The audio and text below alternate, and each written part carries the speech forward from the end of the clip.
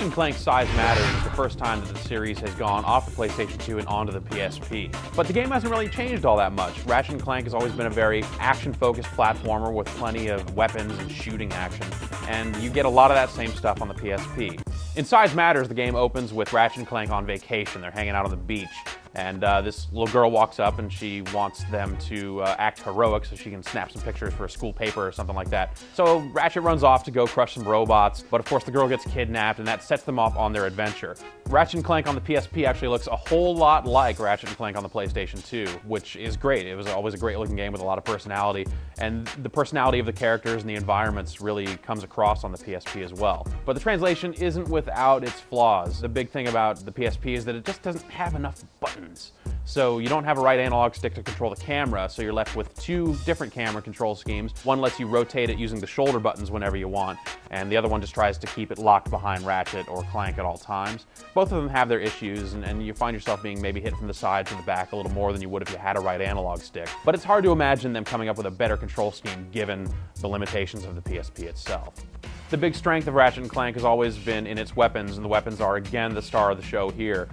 You encounter a number of different types of guns, like your typical kind of laser weapon. You get a rocket launcher that also shoots electricity. You get a suck cannon, so you can suck up enemies and shoot them out at other enemies. A glove that drops bees that attack stuff. So it's got a good variety of crazy weapons and normal weapons. Some are more effective than others, like the rocket launcher is really useful, the kind of laser pistol is really useful. But then there's the concussion gun, which is the game's kind of shotgun equivalent, and it's pretty much useless. It shoots this really wide kind of vertical spread that almost always misses most of your targets. The weapons can be upgraded in the game. As you use them, they'll earn experience and eventually upgrade into more powerful forms.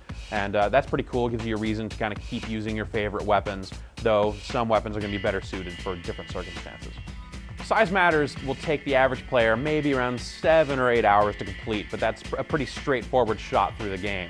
If you want to go back and collect every little piece of armor and purchase every single weapon and upgrade all your weapons and play all the mini games, that's going to take a little bit longer. On top of that, there is a multiplayer component to the game. You can play 4 players either locally or online over the internet. This has a variety of different modes, starting at deathmatch and getting into some more 2-on-2 team-based stuff.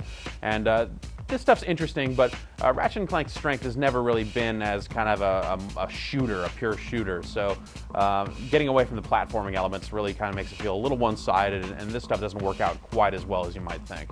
Ratchet and Clank Size Matters gets enough of the Ratchet and Clank experience onto the PSP that it's definitely worth playing for fans of the series. But even if you haven't played those other games, this is a charming platformer with some pretty good shooting, and it all controls reasonably well. So if you're looking for a straight-up action game that's going to keep you busy for a little while, Ratchet and Clank Size Matters is definitely something you should look out for.